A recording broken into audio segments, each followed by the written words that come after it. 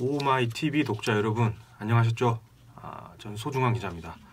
제가 전번에 5.18 때 한번 나왔었잖아요. 혹시 그 별풍선이라고 안가? 그 세계에서는 그것이 돈이요. 근데 그날 누가 별풍선 518개, 518개를 쏴버렸더라고. 그때 이후로는 진짜 텔레비 출연은 절대 안 한다 그랬었는데 제가 요새 기무사를 들춰보고 있거든요. 온몸에 이게 화가 나왔고 그냥 찌끄러보려고 한 번 더 나왔습니다. 일단 그 김성태라고 자유한국당 원내대표도 그 사람 이야기부터 좀 짚고 넘어가야지 안 되겠어. 엊그제 본게 그 기무사 땜시 솔찬히 고생 좀 하고 있는 그 임태훈 군인권센터 소장, 그 사람한테 뭔 희한한 말을 했더만. 성정체성에 대해서 혼란을 겪고 있는 자가 군개혁을 주도한다는 것은 어불성설입니다. 아니 20년 전에 커밍아웃 해갖고 성정체성을 아주 똑부러지게 갖고 살아가는 양반한테 뭔 혼란이 내가 다 혼란스러울라네. 그 양반이 하는 말 그런 것이 메시지가 아닌 메신저를 공격한다 뭐 이런 전략인데 뭐 어렵게 말할 필요 없고 확 물을 타보려고 하는 거지. 근데 잘 알아야 될걸? 인자 대한민국에서 그런 거 안 맥혀야. 대한민국 국민으로서 내가 진짜 이런 이야기 내뱉고 있다는 것 자체가 아주 몽삭스러우니까 이제 기무사 요놈들 이야기를 좀 진득하니 해봅시다. 다들 잘 알다시피 국군 기무사령부, 줄여서 기무사, 얘네가 뭐를 하는 곳이냐, 나라 지키는 것과 관련해갖고 보안 업무를 하는 곳이요. 간첩이 온가 안 온가, 군대 안에서 음한 생각하고 있는 놈들이 있는가 없는가, 이런 거 딱 지켜보는 곳이란 말이야. 근데 와마 지들이 음한 생각하고 있을 줄 누가 알았겠냐. 계엄령이 못한가? 전쟁이 난 것도 아닌데 뭔 계엄령을 계획해보러.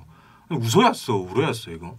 그 내용을 보면 계엄령 선포해갖고 전국 각지에 막 탱크랑 공수부대 막 보내고 국회의원 잡아 가둬올고 SNS 먹통 만들어올고 뭐 쌍팔년도에도 없어진 그 통행 금지까지 시켜보려고 했다잖아. 그거 보고 우리 아빠가 문자가 왔습니다. 니 하마터면 잡혀갈 뻔했다. 니 해직될 뻔했다. 글제 아들내미가 기무사 눈깔로 보면 빨갱이 기자인데 계엄령 났으면 솔찬히 깝깝해져 부르겠지. 근데 그 문자 받고 내가 이런 생각이 듭디요. 잡혀가는 것도 살아있을 때 이야기지. 그제사 온몸에 막 소름이 돋았는데 그 시기 계엄령 문건에 대해서는 그동안 여기저기서 많이 말이 나왔으니까 우리는 이것 하나만 좀 이야기해 봅시다. 오늘 일단 그 문건대로라면 쿠데타나 다름없어. 그것은 많이들 동의할 것이야. 그러면 21세기 대한민국에서 기무사 이 작자들이 진짜 쿠데타가 가능할 거라고 생각해 본 걸까? 제가 취재 초반에는 살짝 이런 생각을 가졌어요.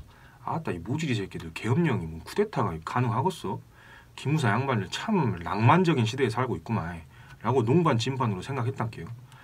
근데 취재를 하면 할수록 내가 생각이 바뀌었어. 기무사가 아주 치밀하게 계엄령을 준비했다. 쿠데타가 정말 가능하다고 생각하는 집단이구나 라고 말이요. 제가 그 말을 증명할 몇 가지 사례를 내가 정리해봤어. 먼저 이번 계엄령 문건에 몇 가지 징한 구석이 있더라니까. 일단 계엄령이 선포되면 제일 힘이 세지는 사람이 합동수사본부장이요. 줄여서 합수부장. 이 사람이 일단 수사권을 확 틀어지고 있으니까 제일 이래라 저래라 할 수 있는 사람이거든. 더구나 이번 문건에는 그 사람한테 힘을 더 줘보더라고.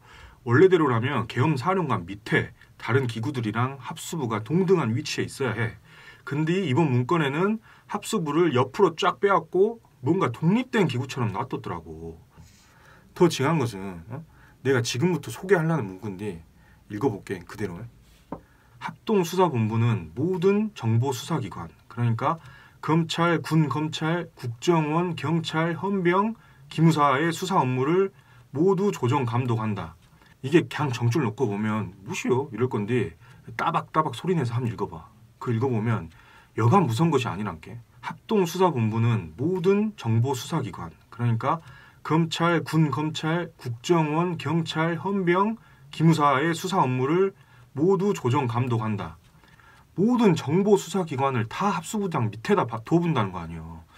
합수부장 네 하고 싶은 대로 다 해 이 말이라니까. 자, 그렇다면 이 합수부장이 누가 되는 것이냐? 바로 조현천 기무사령관이 된다는 거예요. 이쯤 되면 떠오르는 거 없는가? 기무사 옛날 이름이 뭔지 알고 있지? 국군보안사령부, 줄여서 보안사. 박정희 죽고 계엄령 떨어지고 보안사령관이 합수부장 되잖아. 그때 보안사령관이 전두환이. 그 다음에 뭔 일이 터졌는가? 12.12 쿠데타. 주동인물 전두환이. 하나 더 보태고나게 들어보시오. 기본적으로 계엄령이 발동되면 합참의장이 계엄사령관이 되는 것이에요. 근데 이 문건을 보면 기어치 육참총장을 계엄사령관에 앉혀야 쓴다고 해놨더라고. 이건 또 무엇일까? 그때 합참의장이 육사가 아니라 3사 출신이었거든. 육참총장은 육사 출신이었고. 내 생각은 이래. 조현천 그 기무사령관이 합수부장 되면서 실제적으로 사장이 돼.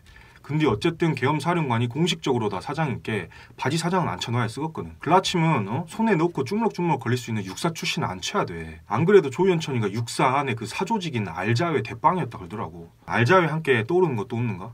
하나회. 12.12 쿠데타의 주동 세력. 아우. 다시 이야기하면 이번 계엄령 문건은 딱 12.12 복사본이요.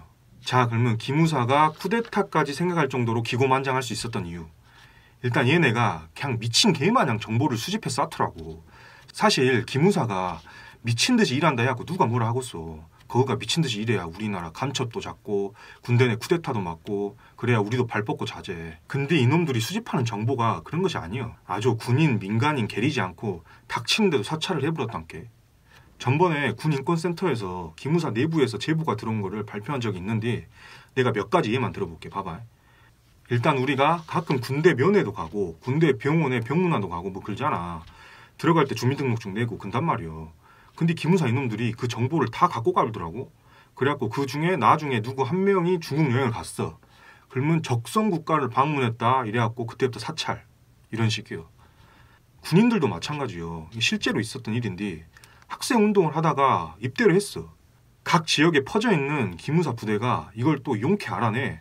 그리고 그 장병이 휴가 나갈 때마다 미행을 하는 거예요. 어디 갔는지 보고 만난 사람 누구고 심지어 여자친구가 뭐 하는지도 물어봤다대.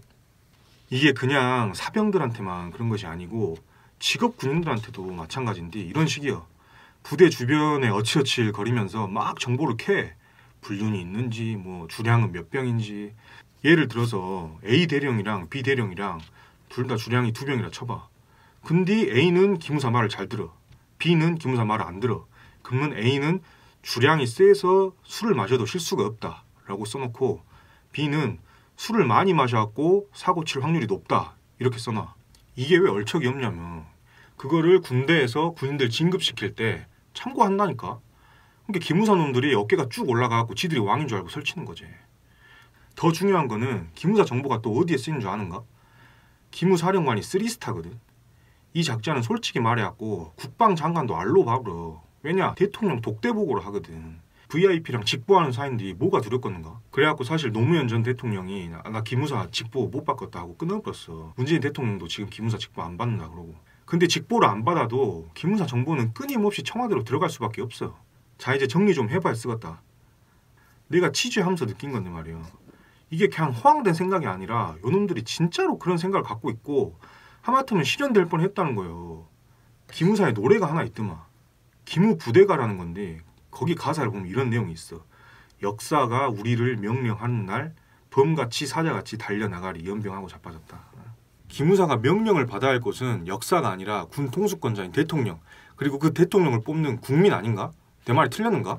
내가 그래도 마지막에는 쪼까 희망적인 이야기를 하려고 한데 저놈들 까만 속을 확 집어 눌러갖고 옴짝달싹 못하게 한 것은 결국 우리 국민이었다는 거예요. 촛불 딱 들고 끊임없이 지켜봐불고 노려봐본 게 못된 대통령 끌어내렸잖아. 그러니까 기무사는 딱 쫄아갖고 아무것도 못 해보고. 자, 그러면 이제 우리가 해야 할 일이 좀 더 남았지?